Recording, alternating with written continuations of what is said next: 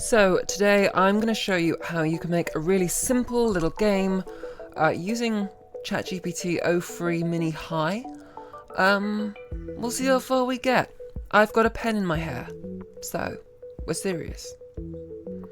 So we've loaded up our o3-mini-high. We've selected that as the model that we want here, and then we're just going to enter in our prompt.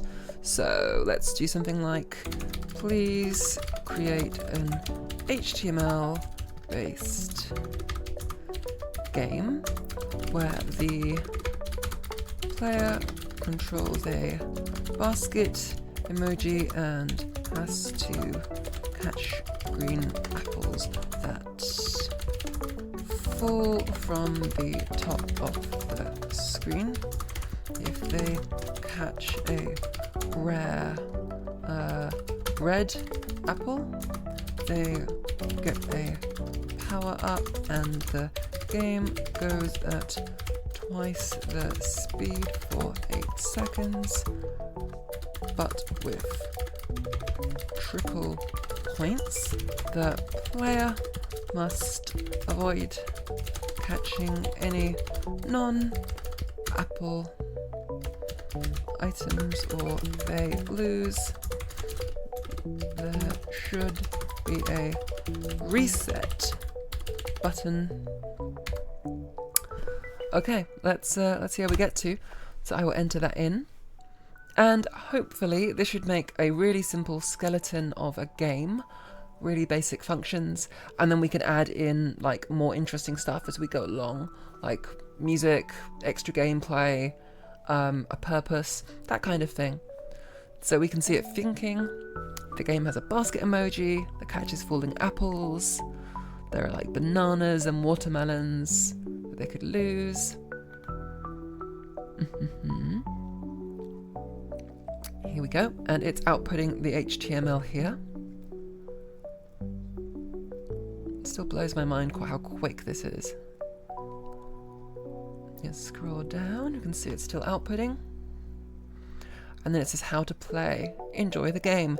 Now, with o3-mini-high, there's no button like there is in DeepSeek where you just click it and you start playing. Even in Claude, you can just start playing in the little menu. So what we're going to have to do here is click copy up here. That will copy all that code. We will then go into a new folder. We'll create a little text file here. So we'll call it appled. And we'll paste in the code there. We'll do save as, and then we'll save it in the same directory, but importantly we'll change this so it's not a text document but it becomes all files, and then we'll change this extension to .html and then save it. That tells the system that it should open it as an HTML file, and we'll close it. Now we can double click and this opens appled, and yeah, we can move the little basket there. Boop, boop, boop. Isn't that cute? It's quite fluid actually. Oh, I can get a green apple, a red apple I mean. Oh, it goes double speed. Oh my goodness. I've got a score. Oh, but I got a banana. And that's game over. So, you know, that does win. So that looks good. How about we add some extra features? So what are some fun features that we could add to this? Let's just see what it can add. Can you add some extra creative elements and features to this game? Use your imagination. How about that? Let's see what it comes up with. So it's having a little think, adding creative features. I kind of enjoy doing this, just sort of seeing what it comes up with too. Usually I don't. I do, you know, follow my own imagination.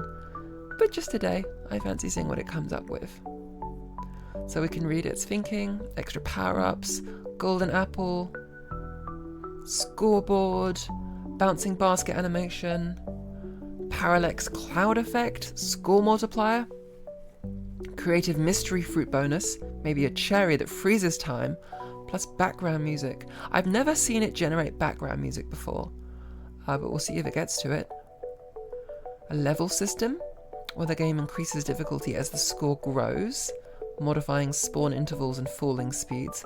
Also add a high score. Creativity, gradient background. Okay, it's really getting into it now. So it's outputting the code.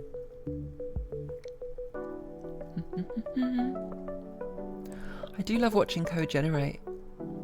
It's just oddly calming in a way which I can't quite place.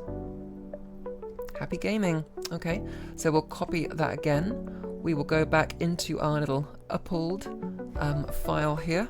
We'll paste that in. Save as. Same deal as before. We will change that to all files. We'll override it. Yep. And then let's open it. Welcome to Apple Catcher. Use the left and right arrows to move the basket. Catch green apples. Catching a rare red apple. Avoid bananas. Okay, press any key to start. So we've got the apples falling down. Oh, he has a little sound effect now. That's exciting.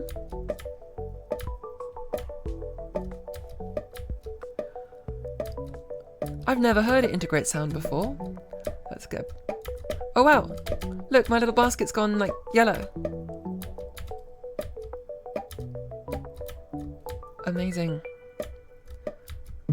Oh, and I hit a banana. So, okay, we've already got sound, we've got little bits of graphics, we've got some functional gameplay things going on there. So I would say overall that's quite successful. We can obviously, keep on adding stuff and taking it away and seeing kind of where we get to. But in a nutshell, that is how you create a game with an AI. You can do the same basic thing with most large language models. Some are better at coding than others are. Right now, o3-mini-high seems to be the one that's best in my experiments. You can use DeepSeek as well.